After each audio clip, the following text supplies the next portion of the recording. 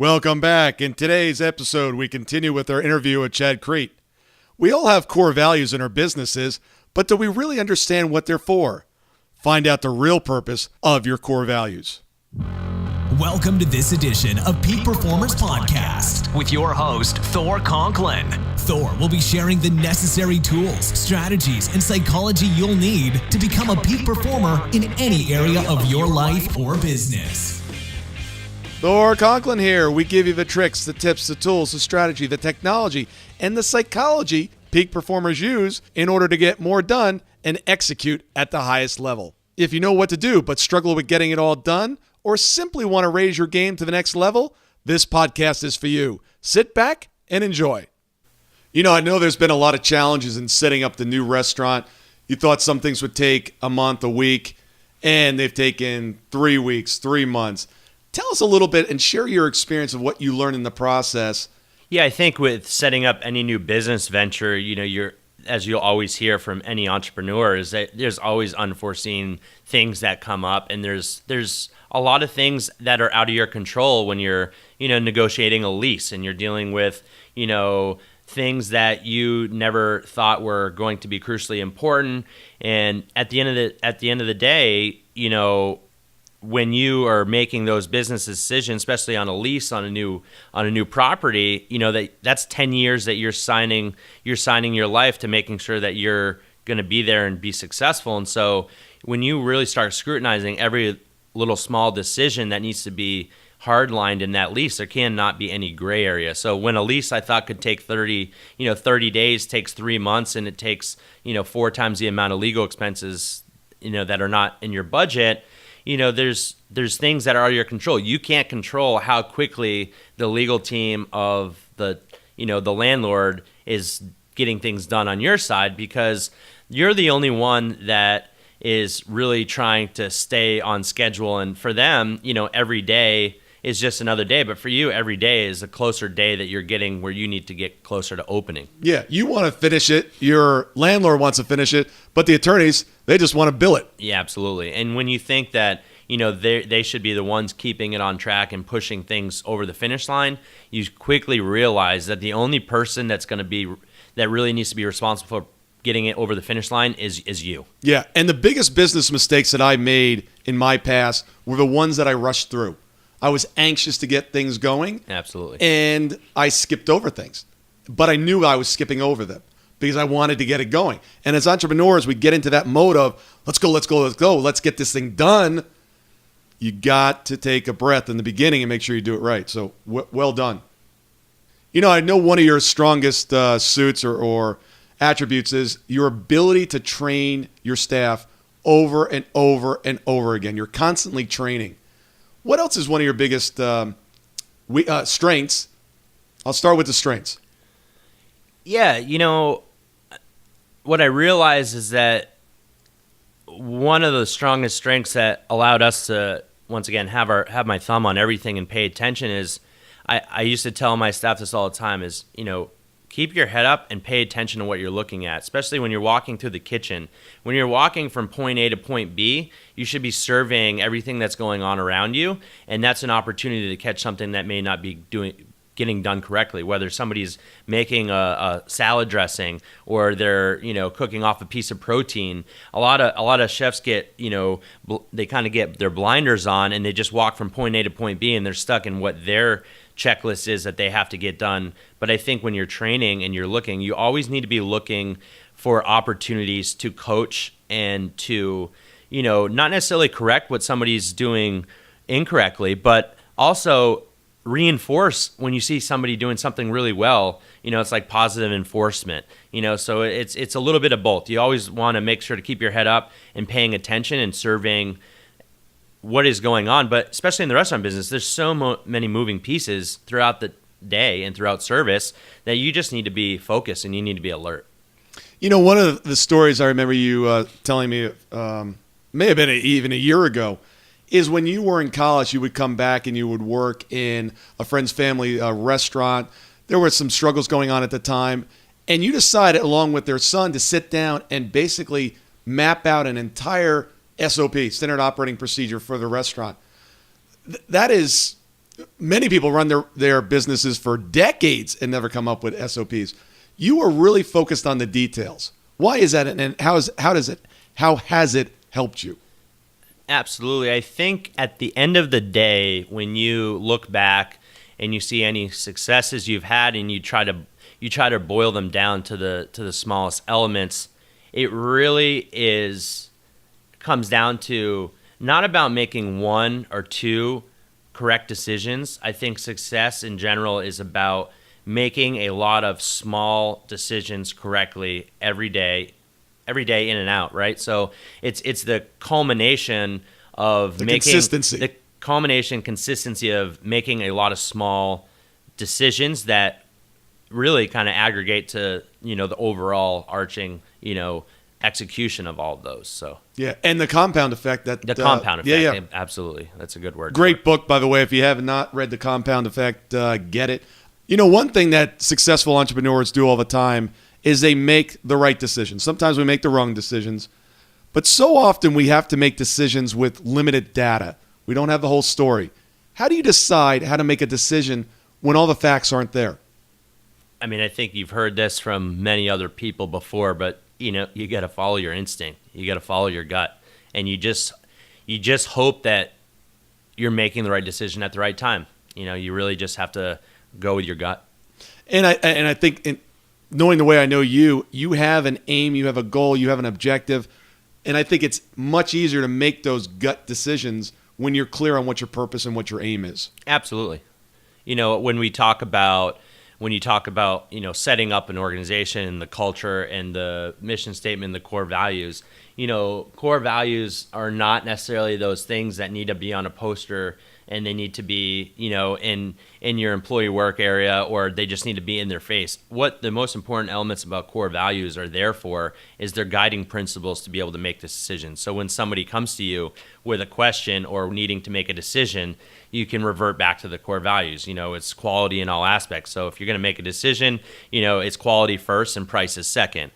So those values are there to be a guiding way to make decisions. Chad, what is the best advice you've ever received in business? Oh, wow. The best advice I've received in business. I think at the end of the day, it's, take your time and make sure that you always have the end in mind. Great. Awesome. What's some of the worst advice you've ever received? And you didn't know it at the time. Some of the worst, well, you live and you learn. I think some of the worst thing I think I was ever kind of, told to me is, and I'm not going to mention any names, of course, but, let's just keep going and we'll worry about that later. Meaning we'll worry about the details of, let's say, a contract or what have you. Let's just move forward with getting it done, and we'll worry about the details later. And what I really realize is you need to stop, take care of those details right away, and then continue on in whatever your objective is, because a lot of times you get caught up and just go. And by the time you realize that you never went back to those small details, those things can be really a detriment to, even, whatever your position is. Yeah, and then it takes away from what you're doing, and that's running the business and making money. Absolutely. And it's very distracting. We've talked about your strengths in so many areas. What's one of your biggest weaknesses? I think one of my biggest weaknesses that, I've worked really hard to come over is I tend to wear my emotions on my sleeve. And so a lot of times in the beginning when I'm frustrated or when I was, upset with something, it was very easy to see how and what kind of emotional state I was. And I think what you realize is that as hard as that can be to really, keep an even keel, try to not wear your emotions on your sleeve is very important, especially from a leadership perspective, because honestly, everybody looks to you and being, the steering of the ship. And so if what I learned is with me wearing things on my shoulder and showing my emotions, whether they were for good reason or for not necessarily the right reason, you have an effect on everybody within your organization. And, the biggest attribute you can have is, coming in every day with a positive attitude, because, positivity is one of those things that's palpable, and people can feel it, they sense it, and you need to do the best thing you can to really keep that positivity going. Because in business, let's be honest, every day is different. You're gonna have things that come up that are not, something that you really expected come up, but you have to deal with it. You have to move on, and you have to make sure that everybody else stays focused and continues to do their job instead of worrying about, how you as the owner or the leader is feeling that day. And that's very important. In order to start anything new, we generally have to stop something. And I know you've done this before in your career. How did you come to that decision, and what prompted you to then move forward with the next thing? Yeah, well, sometimes those things that make you stop something, are unforeseeable as well. I think in business as in life, it's all about relationships. And, I guess the best way to say is, partnerships are really almost just like a marriage as well. And sometimes, partnerships, start off really great. And, for one reason or another, over time, things, get a little bit more, aggravated. And, sometimes you have to decide that, what is the end result here? What is my goal? What I came here to do, is it as much as I'm going to do currently? Is this the end of the road necessarily? And that's kind of, what happened in my previous situation. It was one of those things where a partnership, decided to go a different route. And, sometimes you realize that, maybe things have run their course, and you start thinking about, all right, well, maybe it's time to really, move a different direction, and it's healthier for both of you to continue to go separate paths. Yeah, and I think in that situation too is I think your ex-partner's doing great. I think absolutely what you're undertaking right now is amazing. Raising funds, opening up the new restaurant, and this is just the start of a chain of restaurants. Absolutely. I mean, it wasn't easy, and I think sometimes it's hard. Change never is. It's hard to make those decisions, but at the end of the day, when you have to start over and start from scratch, it's made me a better person.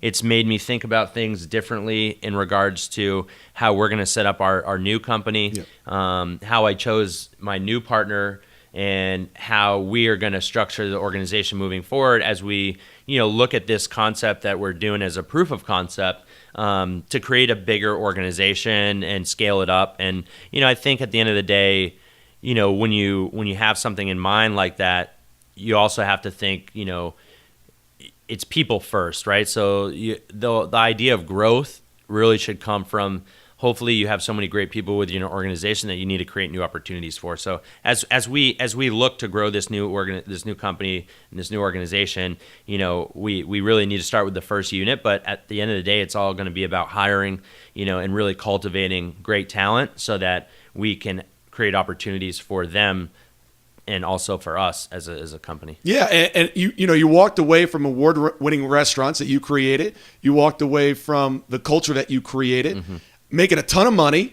How old were you when you won Chef of the Year? That was 2012. Okay, how old were you? I was 27. 27. So you're 27 years old, making a boatload of money. Yeah. Everyone in the city knows who you are.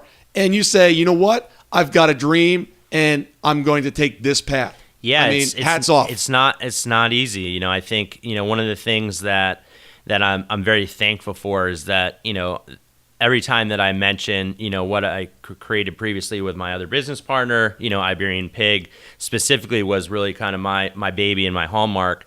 To this day, it's still doing well, and I think. You even have a tattoo on your arm. Absolutely. I'm going to have to get another one for the other restaurant. But, I think the best thing you can do as a leader is when you decide to leave something, to be happy that you've left it behind, and it continues to thrive and do well, I think is a good indicator of what my mark was there. So absolutely. I'm all about execution. How do you execute on your game plan? What are your strategies, your techniques, your tips on execution? How do you take it from a dream to getting it done? Yeah, I mean, I wish there was a simple formula. Well, I have one, and there's a book coming out. Stay tuned. All right. I think when it comes to execution, you can, as they say, vision and ideas are nothing without execution. And so, amen. What I've learned is it's about accountability. So holding yourself accountable, holding other people accountable, and once again, everybody within your organization has to have a common goal in mind, and everybody needs to, breathe and live that. And so that's why mission statements are important. That's why core values are important. Execution is something that needs to be monitored every day, and you constantly need to evaluate, all right, this was our goal. This is where we are right now. Have we made it? And what is preventing us from getting across the finish line? And every day also is a new goal. It's the same thing with, a to-do list, right? So every to-do list ends with start a new to-do list. So that is the best way I can say to, make sure your execution and make sure everybody has the same idea in mind of what the goal is to create. That's really good. Sometimes we know what we want to create, but we don't disseminate that down to our staff. So make sure they understand as well. How do you hold yourself accountable? One of the things to hold yourself accountable is really, I live by to-do lists and I live by my calendar. I realize that, with so much going on every day, if I didn't write it down, I forgot to do it. If I didn't have a checklist and, something to revisit every day, I wasn't staying on track. And so in terms of keeping myself accountable, I schedule everything like a meeting, and I make sure that early, and to me is like early's on time. That's right. On time is late, and late's unacceptable. I'm a big believer in being on time. And at the end of the day, to-do lists, checklists, and calendars.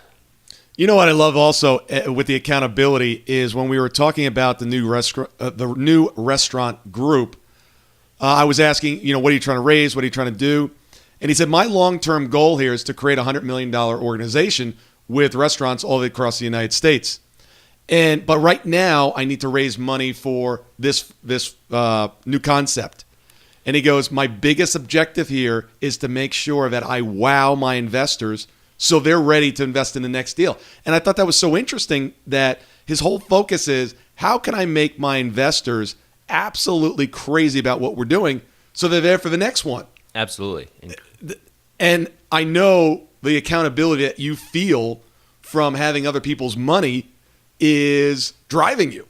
And I love that. Yeah, and it's different, and it's interesting because with my other ventures, I really became a sweat equity partner, and I do have a lot of respect for my previous business partner, and the fact that everything that he was taking care of and everything he was doing is now what I'm doing now. So I have a little bit of empathy for understanding what he had to go through, and now with the fact that I have 10, 15 new investors in this project, when I think about decisions and my responsibilities, it's greater than just me. So now I'm responsible for making decisions that don't just affect me financially, they affect a plethora of other people. And so it's something that's new to me, but it's something I think about every day, and it's something I think about as I finally go to close the seed round for this concept, and everybody gets an email with the wiring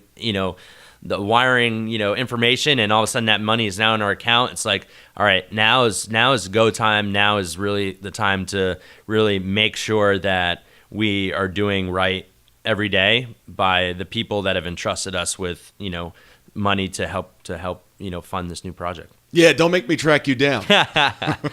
That's the goal, not to. Don't have Thor come after you. I usually ask this question, and I don't even know if it's applicable. One question I had to throw away because I was like, what do you wish you did better 10 years ago? He's not old enough to be asked that question yet. But tell me something that you've been afraid, if there's anything, to try up to this point. I can't really recall anything that I've been afraid to try at this point. I don't know. I don't have a good answer for that. Good. I'll come back in 10 years. Sounds good. There'll be more. Every peak performer that has ever lived or will live does one thing extremely well. They know how to take their ideas and execute on them.